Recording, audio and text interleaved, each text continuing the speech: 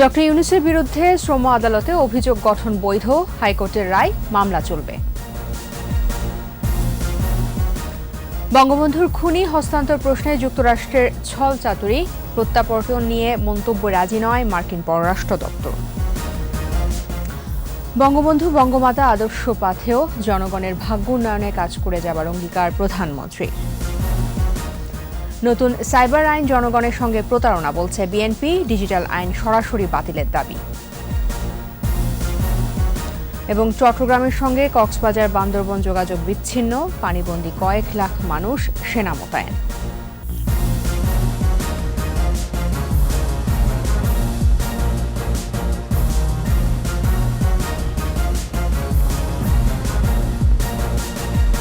আপনি চান কি না চান, আমরা আপনাকে দেশি সরিষার খাঁটি তেলে দিয়ে যাব।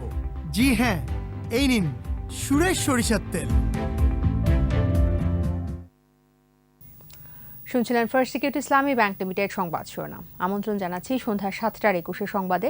আপনাদের সাথে আছি আমি তাজনুবা জাবিন।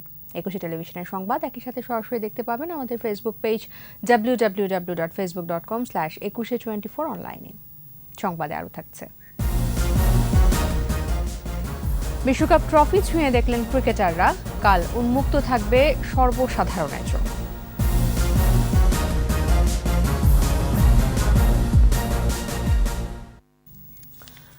গ্রামীণ ব্যাংকের প্রতিষ্ঠাতা ডক্টর ইউনূস সহ 4 জনের বিরুদ্ধে শ্রম আইন লঙ্ঘনের মামলার অভিযোগ গঠন বৈধ এবং মামলা চলতে বাধা নেই বলে আদেশ দিয়েছেন হাইকোর্ট।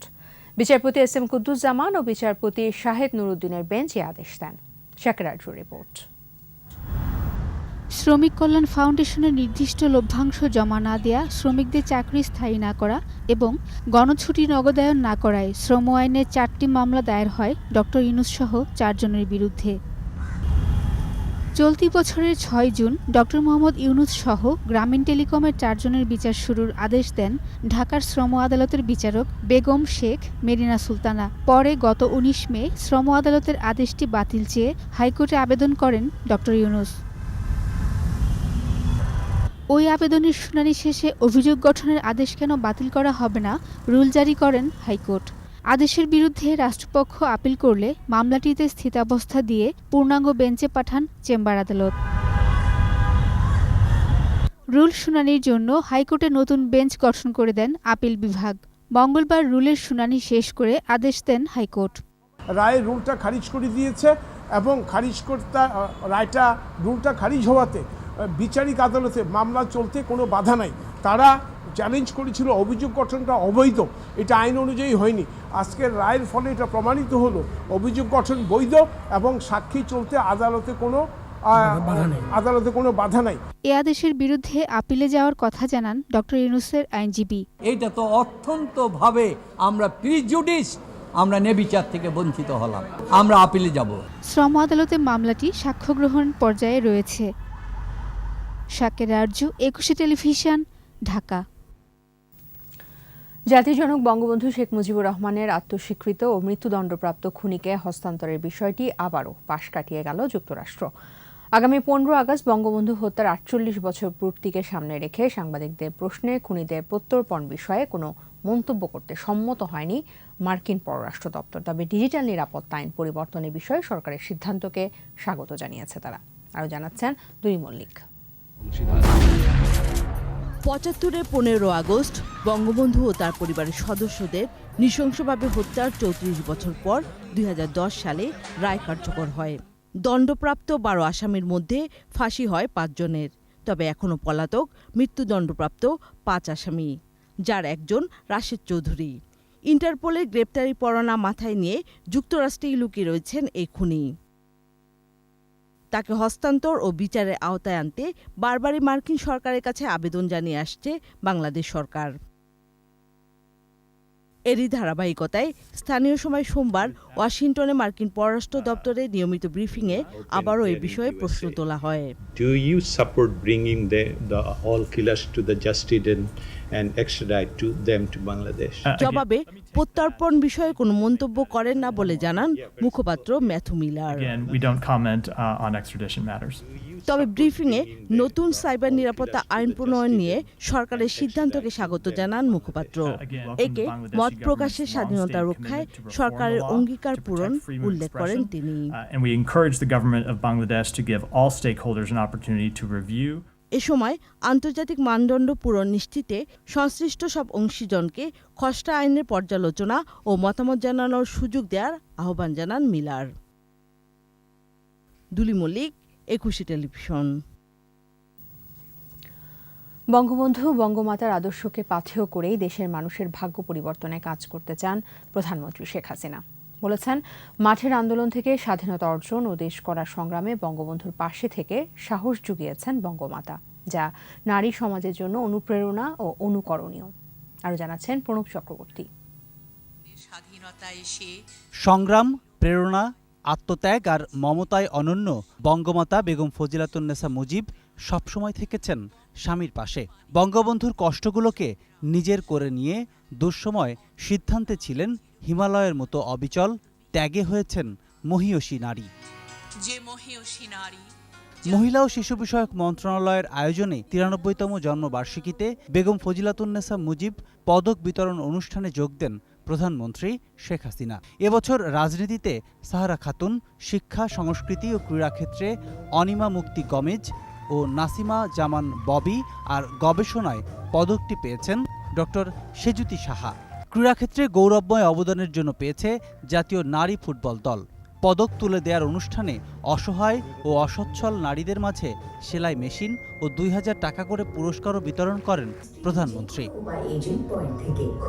বক্তব্যে নানা বাধা বিপত্তি উতরানো আর স্বাধীনতার পিছনে বঙ্গমাতার অদম্য শক্তি তুলে ধরেন তার বড় মেয়ে শেখ হাসিনা।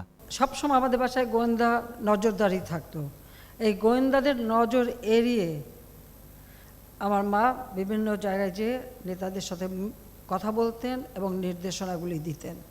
7ই জুনের হরতাল, আমি বলবো সম্পূর্ণ আমার মা এই হরতালটা সফল করেছিলেন।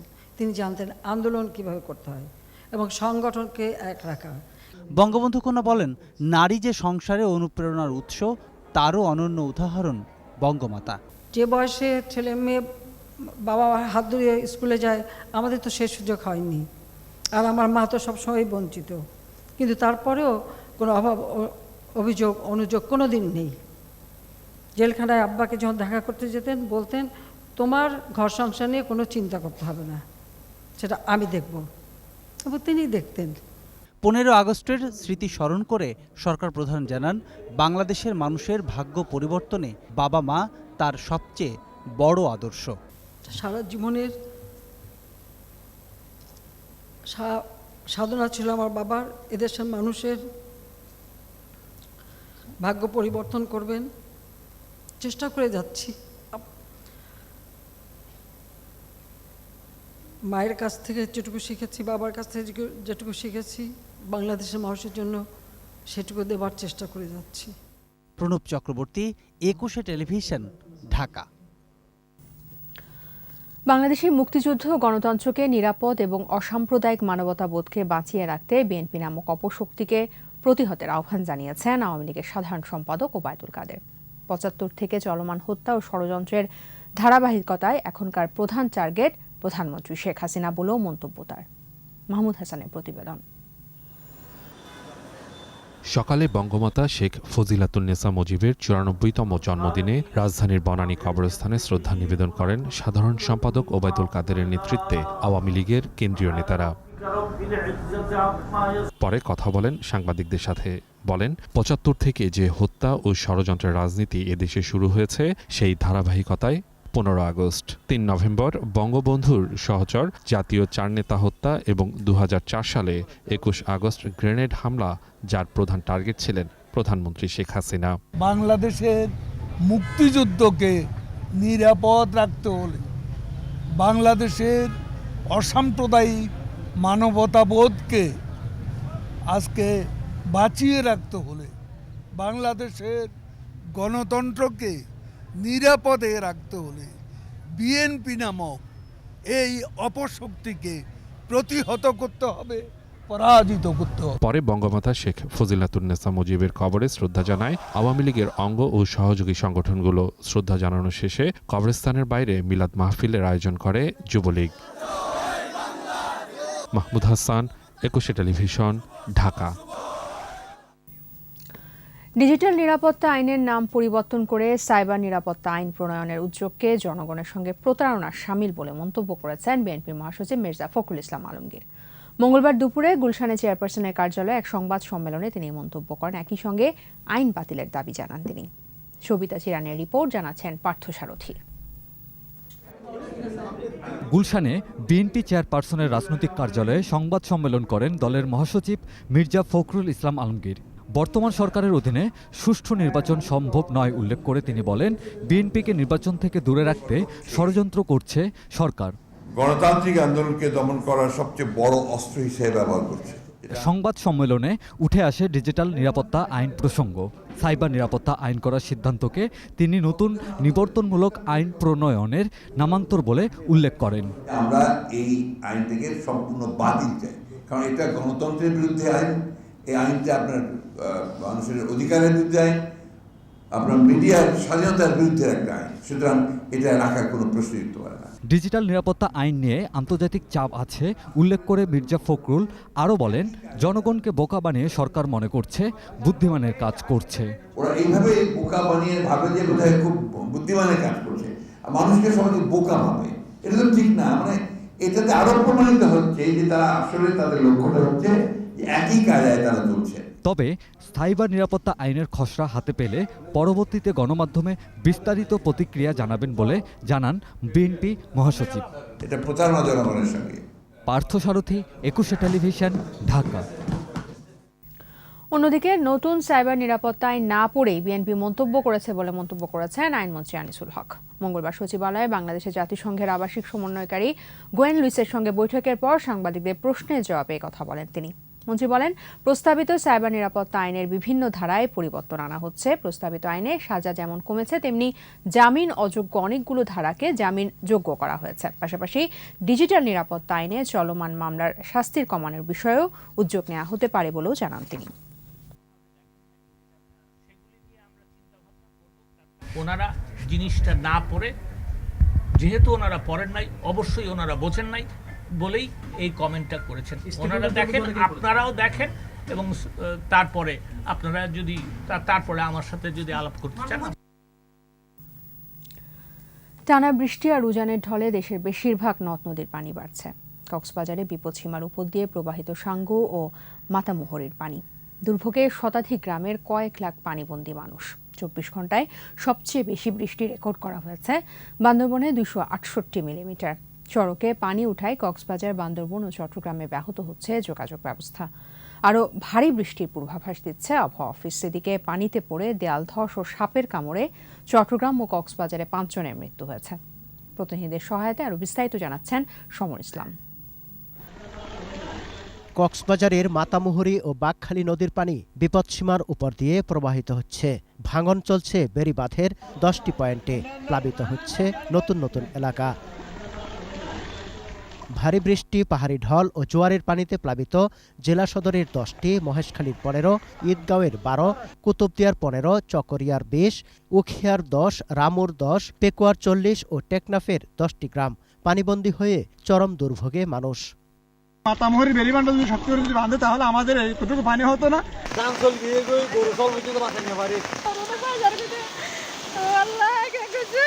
খাগড়াছড়িতে চেঙ্গি ও মাইনী নদীর পানি বেড়ে কালাঢেবা, বটতলী, গঞ্জপাড়া, ইসলামপুর সহ নিম্নাঞ্চল প্লাবিত হচ্ছে। টানা বৃষ্টিতে কিছু স্থানে পাহাড় ধস হয়েছে। জেলা প্রশাসনের পক্ষ থেকে 133টি আশ্রয় কেন্দ্র খোলা হয়েছে। বৃষ্টি ও পাহাড়ি ঢলে বন্যা পরিস্থিতির অবনতি হয়েছে বান্দরবানেও। ভারী বৃষ্টিতে রাঙ্গামাটিতে বিভিন্ন স্থানে ক্ষুদ্র ও মাঝারি আকারের পাহাড় ধস হয়েছে। জেলার বাঘাইছড়ি, জোড়াছড়ি ও বিলাইছড়ির নিম্নাঞ্চল প্লাবিত হয়ে বন্যা দেখা দিয়েছে। ফেনীর মুহুরী নদীর বেড়িবাঁধের 3টি স্থানে ভাঙন দেখা দিয়েছে। পানিবন্দী 8 গ্রামের লক্ষাধিক মানুষ। তলিয়ে গেছে আমনের বীজতলা, বসতবাড়ি ও মাছের ঘের। ঝুঁকিতে 122 কিলোমিটার বাঁধের বেশ কিছু স্থান। মেরামতের নিচে সুরঙ্গ করে দিচ্ছে, তো মাটিগুলো বরফ করাতে একটু লুজ থাকার কারণে, পানি আসার কারণে ওইখান থেকে পানি যাইয়া এই যে বাঁধটা ভেঙে। কুয়াকাটায় টানা বৃষ্টিতে ব্যাহত 10,000 জেলে সহ সাধারণ মানুষের স্বাভাবিক জীবনযাত্রা। মোংলায় কয়েকদিনের টানা বৃষ্টিতে তলিয়ে গেছে অনেক বসতঘর ও চিংড়ি ঘের। পৌরসভার 9টি ওয়ার্ডের বেশিরভাগ এলাকায় সৃষ্টি হয়েছে জলাবদ্ধতা।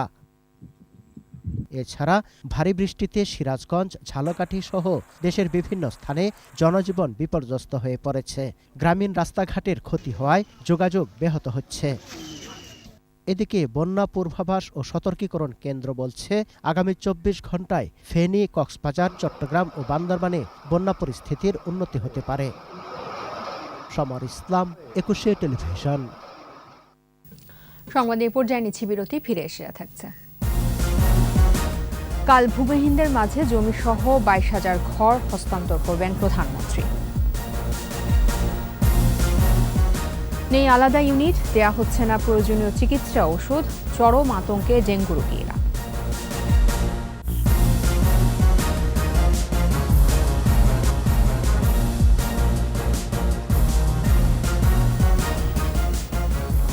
আবার আমন্ত্রণ, আপনারা দেখছেন সন্ধ্যা 7টার 21 সংবাদ। উপকারভোগীর সংখ্যা ও পদ্ধতি বিবেচনায় বিশ্বের বৃহত্তম পুনর্বাসন কর্মসূচি মুজিব বর্ষের আশ্রয়ণ প্রকল্প ভূমিহীন, গৃহহীন, ছিন্নমূল অসহায় দরিদ্র মানুষের মাঝে চতুর্থ পর্যায়ে আগামীকাল জমিসহ 22,101টি একক ঘর হস্তান্তর করবেন প্রধানমন্ত্রী শেখ হাসিনা। এ পর্যন্ত পুনর্বাসিত 41,48,000 নাগরিকের মধ্যে শুধু এই আশ্রয়ণ প্রকল্পেই ঠাঁই পেয়েছেন 28 লাখ। রিপোর্টে আরও জানাচ্ছেন মোহাম্মদ নুর নবী, ছবি তুলেছেন আব্দুর রাজ্জাক। এই বাংলায় একজন মানুষও ভূমিহীন, গৃহহীন থাকবে না। আমৃত্যু এ স্বপ্ন লালন করেন জাতির জনক বঙ্গবন্ধু শেখ মুজিবুর রহমান। লাল সবুজের ঘরগুলো যেন তার সেই স্বপ্নেরই বাস্তব প্রতিবিম্ব। এক সময় খোলা আকাশ আর রাস্তায় ছিল যাদের ঠিকানা, তারাও পাচ্ছেন মাথা গোঁজার ঠাঁই। 2 শতক জমিতে সেমি পাকা ঘর, লাখো লাখো মানুষের স্বপ্ন এভাবেই পূরণ করে দিচ্ছেন বঙ্গবন্ধু কন্যা প্রধানমন্ত্রী শেখ হাসিনা। আশ্রয়হীন, ভূমিহীন, অসহায় মানুষের কাছে এই প্রাপ্তির আনন্দ অমূল্য। আমি ভাড়া থাকতাম, এই সরকার ঘর দেশে অনেক আমি খুশি। 40 বছর ভাড়া বাড়ি রয়েছি, এইবার আল্লাহ আমাকে একটা ঘর মিলিয়ে দিয়েছে। শেখ হাসিনা আমাকে একটা ঘর মিলিয়ে দিয়েছে। বারবার সে নির্বাচিত হোক, যাতে আমাদের মতো হতদরিদ্র আর কেউ রাস্তা রাস্তায় না ঘুরে বেড়ায়। এবারে গণভবন থেকে ভার্চুয়ালি যুক্ত হয়ে 22,101টি পরিবারকে খুলনার বারাসত সোনার বাংলা পল্লী, পাবনার বেড়ার চাকলা ও নোয়াখালীর বেগমগঞ্জের আমানুল্লাহপুর আশ্রয়ণ প্রকল্পের ঘরগুলো বুঝিয়ে দেবেন প্রধানমন্ত্রী শেখ হাসিনা।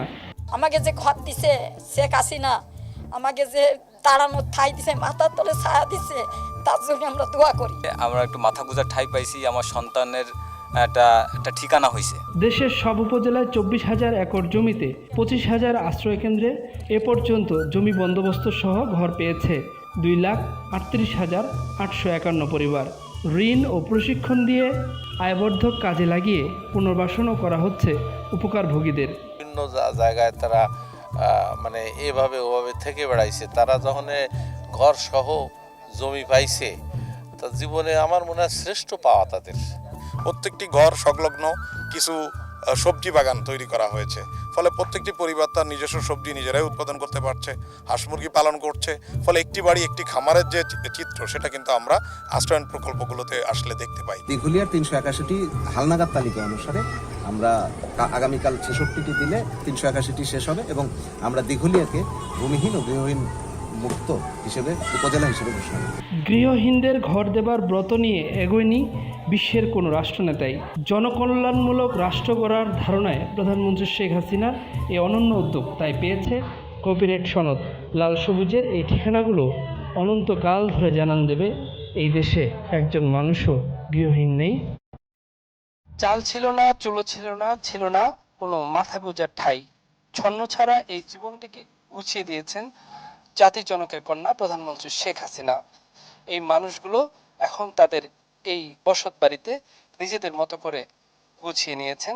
এক একটি বাড়ি যেন এক একটি খামার। এবং তাদের অর্থনৈতিকভাবে স্বাবলম্বী করার জন্য বেশ কিছু উদ্যোগও চালু রয়েছে। এই মানুষগুলো চান এই বাংলাদেশে যেন এরকম জনকল্যাণমূলক সরকার বারে বারে আসে, আর কোনো মানুষ যেন গৃহহীন না থাকে। মোহাম্মদ নুরুন নবী, 21 টেলিভিশন, দিঘলিয়া, খুলনা। এবার জানাবো ব্ল্যাক হিট ডেঙ্গু পরিস্থিতির খবর।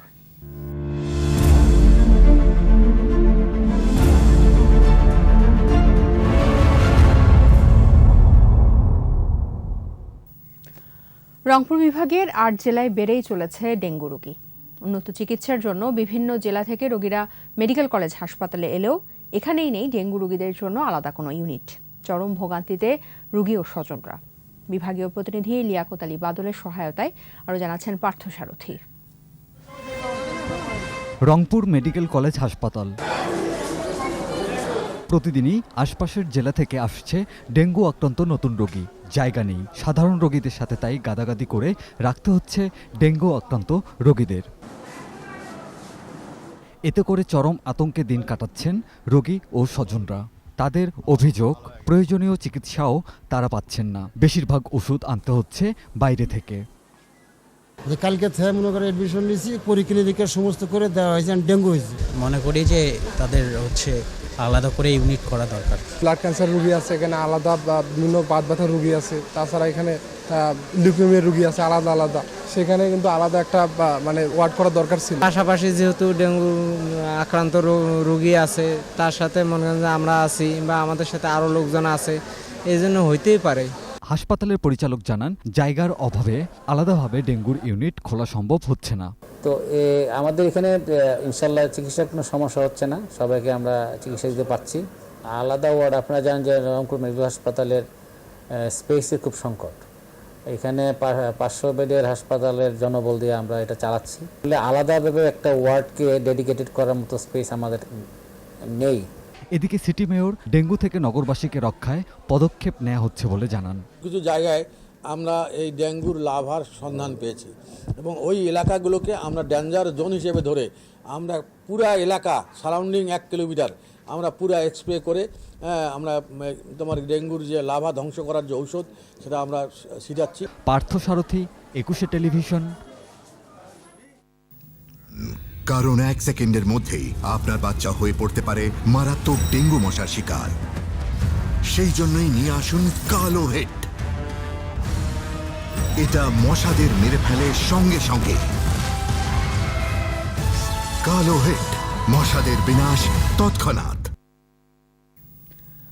বঙ্গমাতা শেখ ফজিলাতুন্নেসা মুজিব বঙ্গবন্ধু শেখ মুজিবুর রহমানের সহধর্মিণী শুধু নন, ছিলেন আক্ষরিক অর্থেই জীবনসঙ্গী। বাংলার স্বাধীনতা সংগ্রামে রেখেছেন বলিষ্ঠ ভূমিকা। আজীবন স্বামীর পাশে থেকে তাঁর আদর্শ লালন করেছেন, ভূমিকা রেখেছেন সেই আদর্শের বাস্তবায়ন আর স্বপ্ন পূরণে। তাই যেন মৃত্যুক্ষণটিও একই সময় লিখেছিল নিয়তি। 94তম জন্মদিনে ইতিহাসে সেই মহিষীর অবদানের উপাখ্যান জানাচ্ছেন ফারজানা শোভা। বাংলা ও বাঙালির ইতিহাসের মহানায়ক বঙ্গবন্ধু শেখ মুজিবুর রহমানের জীবনে অনুপ্রেরণাদাত্রী বিজয়লক্ষ্মী বেগম ফজিলাতুন্নেসা। তার প্রেরণাই বাঙালি জাতির মনে স্বাধীনতার স্বপ্ন বপন করে তা বাস্তবে রূপ দিতে পেরেছিলেন বঙ্গবন্ধু। রাজনৈতিক দর্শন, আদর্শ ও চেতনাকে সফল করতে পেছন থেকে কাজ করেছেন শেখ মুজিবের প্রিয় রেণু। 1930 সালের 8 আগস্ট গোপালগঞ্জের টুঙ্গিপাড়ায় জন্ম। দাদা শেখ কাশেমের তত্ত্বাবধানে চাচি ও পরবর্তীতে শাশুড়ি সায়রা খাতুনের কাছে মাতৃস্নেহে বেড়ে ওঠেন। শৈশবে বাবা মা হারানো শেখ ফজিলাতুন্নেসা। বাবার অভাব বুঝতে দেননি বঙ্গবন্ধুর বাবা শেখ লুৎফর রহমানও। খুব ছোট বয়সেই বঙ্গবন্ধুর সঙ্গে পরিণয় সূত্রে আবদ্ধ হন। বঙ্গবন্ধুর কারাবাসের সময় শক্ত হাতে সংসার সামলানোর পাশাপাশি ছিলেন আওয়ামী লীগের নেতাকর্মীদের ভরসাস্থল।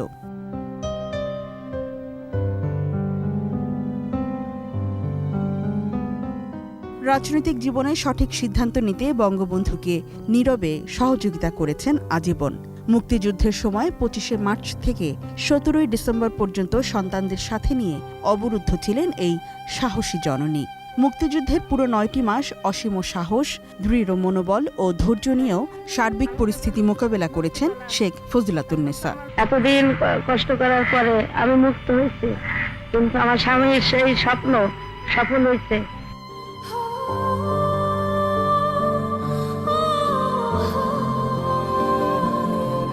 16 ডিসেম্বর বাঙালির স্বাধীনতা অর্জিত হয়। প্রায় 1 মাস পরে দেশের মাটিতে ফেরেন বঙ্গবন্ধু শেখ মুজিবুর রহমান। অবসান ঘটে বঙ্গমাতার দীর্ঘ প্রতীক্ষার। যুদ্ধবিধ্বস্ত দেশ গড়ার কাজেও বঙ্গবন্ধুর পাশে ছিলেন তিনি। অনেক বীরাঙ্গনাকে সম্মানজনক জীবন ফিরিয়ে দিতে সক্রিয় ভূমিকা রেখেছেন। সহধর্মিণী হিসেবেই শুধু নয়, রাজনৈতিক সহযোদ্ধা হিসেবেও সক্রিয় থেকেছেন বঙ্গবন্ধুর পাশে। বাঙালি জাতিরাষ্ট্র প্রতিষ্ঠায় বঙ্গমাতার অবদান একজন নীরব দক্ষ সংগঠক হিসেবেও। 15ই আগস্ট কাল রাতে শহীদ হন স্বাধীনতা বিরোধী চক্রের হাতে। বাংলাদেশের নারী স্বাধীনতা ও বিজয়ের ইতিহাসে অক্ষয় চির অম্লান এই মহীয়সীর নাম। ফারজানা শোভা, 21 টেলিভিশন, ঢাকা। এবার শোকাবহ আগস্ট।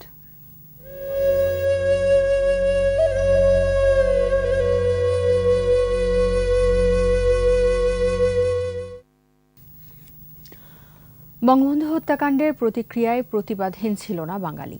দেশে বিদেশে ফুঁসে উঠেছিলেন অসংখ্য তরুণ যুবা। কেউ কেউ ডাক দিয়েছিলেন সশস্ত্র প্রতিরোধ যুদ্ধের। প্রতিবাদী জনতার সেই দীর্ঘ লড়াইকে মুছে ফেলা হয় ইতিহাস বিকৃতির মাধ্যমে। আতিক রহমান পূর্ণিয়ার রিপোর্ট, জানাচ্ছেন পার্থসারথী। বঙ্গবন্ধু হত্যার পর ক্ষমতায় আসীন হয় স্বাধীনতা বিরোধী শক্তি। তারা একদিকে যেমন জাতির পিতার খুনিদের পুরস্কৃত করেছে, ঠিক তেমনি বিকৃত করেছে ইতিহাস। বঙ্গবন্ধুর নামে চালিয়েছে নানা অপপ্রচার।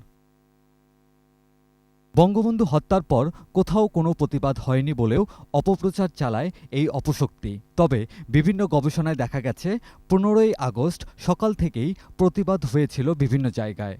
ঢাকা বিশ্ববিদ্যালয়, কিশোরগঞ্জ, বরগুনা, সিলেট, নাটোর, খুলনা, পাবনা, টাঙ্গাইল, ময়মনসিংহের রাস্তায় নামে ছাত্র শ্রমিক জনতা। প্রতিরোধ যুদ্ধের ঘোষণা দেন কাদের সিদ্দিকী। কিশোরগঞ্জে প্রতিরোধে এগিয়ে আসা এই গবেষক তার স্মৃতিচারণে তুলে ধরেন সেদিনের কথা। আমাদের মধ্যে হাবিবুর রহমান মুক্ত, তখন তিনি নেপে যুক্ত, তিনি প্রথম ওই ঘরে থাকতে একটা স্লোগান দিলেন, বঙ্গবন্ধুর হত্যা মানি না মানি না। এই বলতে বলতে তিনিও ঘর থেকে বেরিয়ে আসতেন এবং আমরাও ঘর থেকে বেরিয়ে আসতাম। মিছিল আসলে শুরু হয়ে গেল। সেই আগুনঝরা দিনগুলোতে খুনি মোশতাক সরকার এবং বিপদগামী সেনা সদস্যদের রক্তচক্ষু উপেক্ষা করে আন্দোলন এবং প্রতিবাদ 1-2 দিনে থেমে যায়নি। ট্রাক বা পিকআপ এরকম কিছু একটা থানা থেকে একদল পুলিশ এসে একেবারে ছাত্র ইউনিয়ন অফিসে এসে থামলো এবং তারা ওইটা থেকে নামলো। এটা আমরা পাশেই, মাঝখানে শুধু ছোট্ট একটা পতিত জায়গা, তারপরেই হলো ওই চায়ের দোকানটা। ওখান থেকে আমরা দেখলাম, তখন ওরা দেখলাম যে মিনিট কানেক নেমে এদিক ওদিক একটু গলা বাড়িয়ে দেখলো, দেখে কাউকে কিছু বলল না, আবার উঠে টহলে বেরিয়ে গেল। তখন আমাদের কাছে মনে হলো যে এটা মানে আমাদের উপর একটা আক্রমণ আসলে হতে পারে, কারণ তা না হলে তারা যদি সাধারণ টহলে বেরোয়, এখানে এসে থামার কথা না বা নামারও কথা নয়। তো তারা যেহেতু নেমেছে এবং আমাদের এই মুহূর্তে দেখতে পায় নাই, তারা হয়তো তখনই ভাবে নাই যে আমরা বাসেই সবাই আছি। জেল জুলুম হুলিয়া মাথায় নিয়ে সেদিন রাজপথে ছিলেন প্রতিবাদকারীরা। প্রচার মাধ্যমে সে খবর ছাপানো ছিল নিষিদ্ধ। তবে নতুন প্রজন্ম ছাই চাপা সে ইতিহাস ঠিকই খুঁজে নেবে বলে মনে করেন এই সংগ্রামী। পার্থসারথী, 21 টেলিভিশন, ঢাকা। সন্ধ্যা সংবাদে আবার নিচ্ছি বিরতি, ফিরে এসে থাকছে। 70% তৈরি পোশাক রপ্তানি চুক্তিতে ঝুঁকিতে রপ্তানিকারকরা। লোকসভায় অনাস্থার আলোচনা, ক্ষিপ্ত কংগ্রেস, ছক্কা মারার চেষ্টা বললেন মোদি।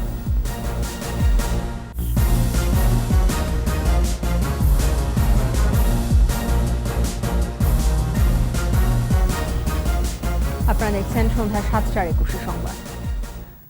ঋণপত্র বা এলসির বদলে চুক্তিতে রপ্তানি হচ্ছে বেশিরভাগ তৈরি পোশাক। এতে বিদেশি ক্রেতার খরচ কমলেও ঝুঁকি বেড়েছে রপ্তানিকারকদের। কেন্দ্রীয় ব্যাংকের নজরদারি বাড়ানোর পরামর্শ বিশেষজ্ঞদের। মেহেদী হাসানের রিপোর্ট। ক্রয় আদেশের বিপরীতে ব্যাংকের ঋণপত্রের মাধ্যমে অর্থ পরিশোধের নিশ্চয়তা দেয় বিদেশি ক্রেতা প্রতিষ্ঠান। প্রচলিত এ ব্যবস্থায় আইনি সুরক্ষাও পান রপ্তানিকারকরা। তবে গেল কয়েক বছর ধরে খরচ কমাতে ক্রেতা প্রতিষ্ঠানগুলো চুক্তিপত্রের মাধ্যমে ক্রয়াদেশ দিচ্ছে। তৈরি পোশাক খাত সংশ্লিষ্টরা জানান, এখন প্রায় 70% ক্রয়াদেশই দেয়া হচ্ছে চুক্তিতে। দীর্ঘদিনের পরীক্ষিত ক্রেতাদের ক্ষেত্রে চুক্তিতে কোনো সমস্যা হয় না, তবে নতুন বা অপেক্ষাকৃত ছোট ক্রেতাদের ক্ষেত্রে চুক্তির নামে প্রতারণার বেশ কিছু ঘটনা ঘটেছে। পাশাপাশি চুক্তিতে অনেক ক্ষেত্রেই বাকি তথা ডেফার্ড পেমেন্টের ঘটনা ঘটছে। এসব ক্ষেত্রে কেন্দ্রীয় ব্যাংকের নজরদারি বাড়ানো প্রয়োজন বলে মনে করছেন খাত সংশ্লিষ্টরা। কিছু কিছু বাইং এজেন্ট বা বাইং হাউস বায়ারকে নিজেরাই অফার করতেছে 120 দিনের ডেফার্ট, 60 দিনের ডেফার্ট, 90 দিনের ডেফার্ট পেমেন্টে, 150 দিনের ডেফার্ট পেমেন্টে দিব। অর্থাৎ আমার পুঁজি, আমার টাকা দিয়ে মাল নিয়ে বায়ার ব্যবসা করিয়া এরপরে আমাকে টাকা দিবে। এইটা বন্ধ হওয়া উচিত। এটা কোনোভাবেই বাংলাদেশ ব্যাংক এই জায়গাটাতে খুব কঠোর অবস্থান নেওয়া উচিত। ডেফার্ট পেমেন্ট অ্যালাউ করা যাবে না। অর্থনীতিবিদরা বলছেন, ব্যাংক গ্যারান্টি থাকায় ঋণপত্র রপ্তানিকারকদের জন্য তুলনামূলকভাবে নিরাপদ। এটা একটা রিস্কি হয়ে যায় আমাদের বিজনেসের জন্য, কিছুটা হলেও তো রিস্কি হয়। এবং যখন খারাপ সময় আসে তখন বায়াররা যদি বলে যে আমি এখন মাল নেব না, আমি দেরি করব ইত্যাদি, তখন কিন্তু তার ফাইন্যান্সিয়াল অব্লিগেশন সেরকম থাকে না। হুট করে চুক্তি বন্ধ করতে গেলে রপ্তানি বাধাগ্রস্ত হতে পারে। তাই যেসব ক্রেতারা জালিয়াতি করেছেন তাদের ব্যাপারে সবাইকে সতর্ক করার ব্যবস্থা নেওয়া যেতে পারে। কন্টিনিউয়াস যে লং টার্ম বিজনেস যাদের সাথে হচ্ছে তাদের সাথে সেলস কন্ট্রাক্ট সমস্যা নেই আমাদের, তা হতে পারে, সেখানে হতে পারে। বাট এটা আমার মনে হয় একটু ফিল্টারিং হওয়া দরকার, যে কার সাথে কাদের সাথে কিভাবে হবে। বিজিএমইএ অ্যাজ এ গ্রুপ হয়তো বলতে পারে যে এটা তাদের সদস্যরা যেন এটা এন্টারটেইন না করে, সেটা একটা, যদি তারা করতে চায় নিজেদের সদস্যদের রিস্ক ফ্যাক্টরকে কমানোর জন্য, সেটা একটা দিক। অথবা তারা বলতে পারে যে একটা বড় একটা পোর্শন টিটি করে দিক। নতুন ক্রেতাদের ক্ষেত্রে অবশ্যই ঋণপত্রের মাধ্যমে ক্রয়াদেশ নেওয়ার আহ্বান এই দুই বিশেষজ্ঞের। না হলে 7%। মেহেদী হাসান, 21 টেলিভিশন, ঢাকা। কর্মক্ষেত্রে শিশুদের মায়ের দুধ খাওয়ানোর চর্চা বাড়াতে সুষ্ঠু কর্মপরিবেশ তৈরি করার প্রতি গুরুত্ব আরোপ করেছেন বিশিষ্টজনেরা। মায়ের বুকের দুধে 22% পর্যন্ত শিশু মৃত্যুহার ঠেকাতে পারে।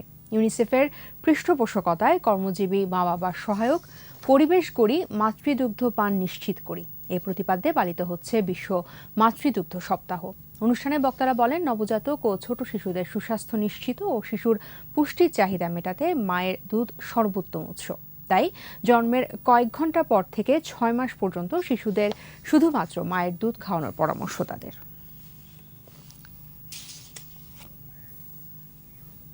এবার আন্তর্জাতিক খবর।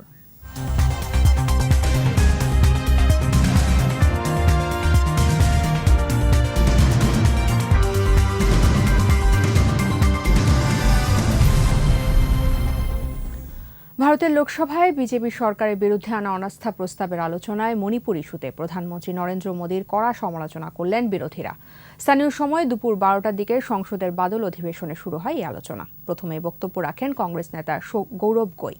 মণিপুরে জাতিগত দাঙ্গা ও সহিংসতার জন্য বিজেপি সরকারের ব্যর্থতাকে দায়ী করেন তিনি।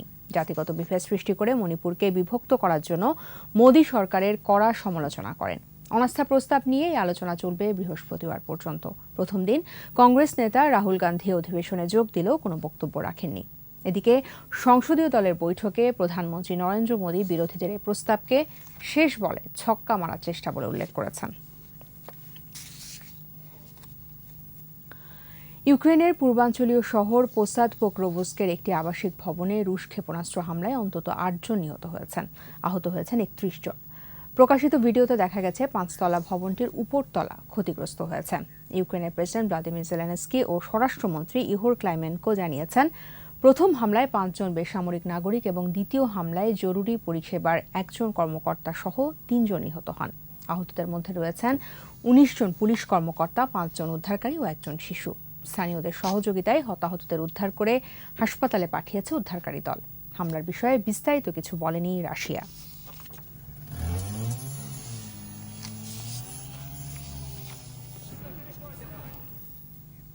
সংবাদে আবারও বিরতি, ফিরে এসে খেলার খবরে যা থাকবে। টাইগারদের অধিনায়কের মীমাংসা হয়নি, 2-3 দিনের মধ্যে চূড়ান্ত হবে বলছে বিসিবি।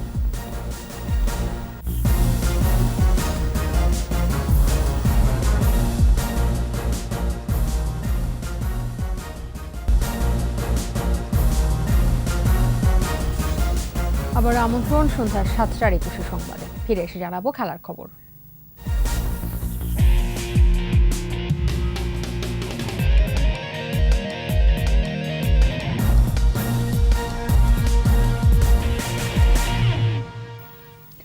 স্বপ্নের ট্রফি ছুঁয়ে দেখলেন দেশের ক্রিকেটাররা।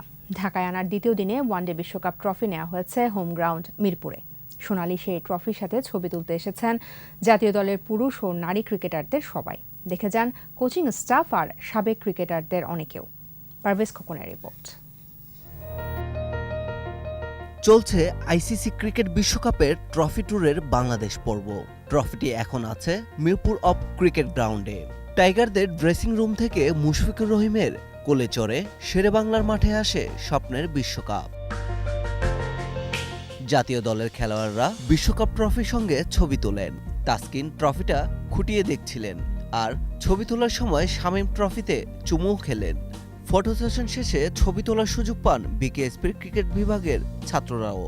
ফিলিংসটা আলাদা, মানে এত ভালো লাগতেছে নিজের কাছে যে বিশ্বকাপের ট্রফিটা আমরা নিজ চোখে দেখতে পেলাম। মন থেকে যে মানে একটা অনুভূতি জাগে যে কখন দেখবো অনেক ভালো লাগতেছে। কালকে রাত থেকে আমরা এক্সাইটেড ছিলাম যে এখানে আসবো, এবং নার্ভাসও ছিলাম যে যদি ট্রফিটা না দেখতে পারি বৃষ্টির কারণে।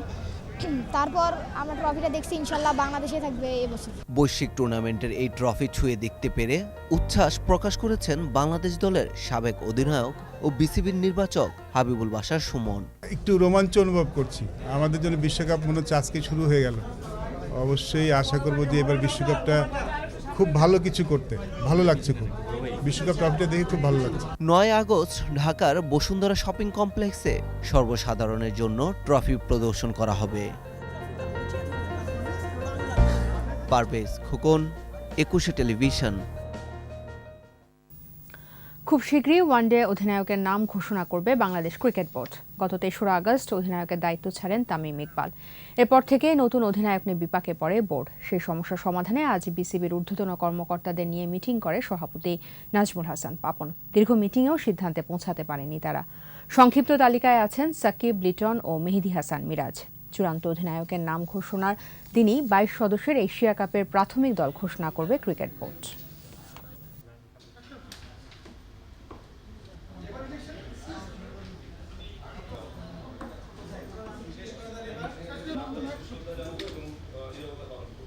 ক্যাপ্টেন্সির জন্য যাদের বলা হবে তারা রাজি আছেন কিনা, এই সব আলাপ আলোচনার জন্য সময় নেওয়াটা। এবং যেহেতু এখানে অনেক কিছু ইস্যু চলে আসছে, এজন্য মাননীয় প্রেসিডেন্টকেই সবাই বলেছে আপনি দায়িত্ব নিয়ে আপনি তাদের সাথে কথা বলেন এবং আপনি আমাদের নির্বাচিত যে ক্যাপ্টেন হবে সেটা পরে জানিয়ে দেওয়া হবে।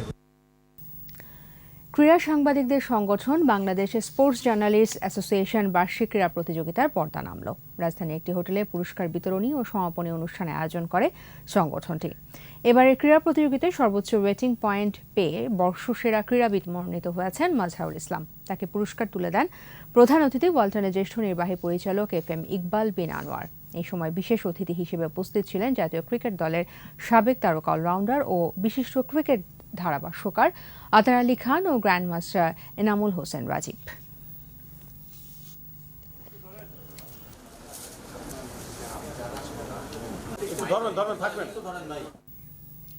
এর সাথে শেষ করছি সন্ধ্যা 7টার 21 সংবাদ। যাবার আগে ফার্স্ট সিকিউরিটি ইসলামী ব্যাংক লিমিটেড সংবাদ শিরোনামগুলো জানাবো আরও একবার। ডক্টর ইউনূসের বিরুদ্ধে শ্রম আদালতে অভিযোগ গঠন বৈধ, হাইকোর্টের রায়, মামলা চলবে। বঙ্গবন্ধুর খুনি হস্তান্তর প্রশ্নে যুক্তরাষ্ট্রের ছল চাতুরি, প্রত্যর্পণ নিয়ে মন্তব্যে রাজি নয় মার্কিন পররাষ্ট্র দপ্তর। বঙ্গবন্ধু বঙ্গমাতা আদর্শ পাথেও জনগণের ভাগ্য উন্নয়নে কাজ করে যাওয়ার অঙ্গীকার প্রধানমন্ত্রী। নতুন সাইবার আইন জনগণের সঙ্গে প্রতারণা, বলছে বিএনপি। ডিজিটাল আইন সরাসরি বাতিলের দাবি। এবং চট্টগ্রামের সঙ্গে কক্সবাজার বান্দরবন যোগাযোগ বিচ্ছিন্ন, পানিবন্দী কয়েক লাখ মানুষ, সেনা মোতায়েন।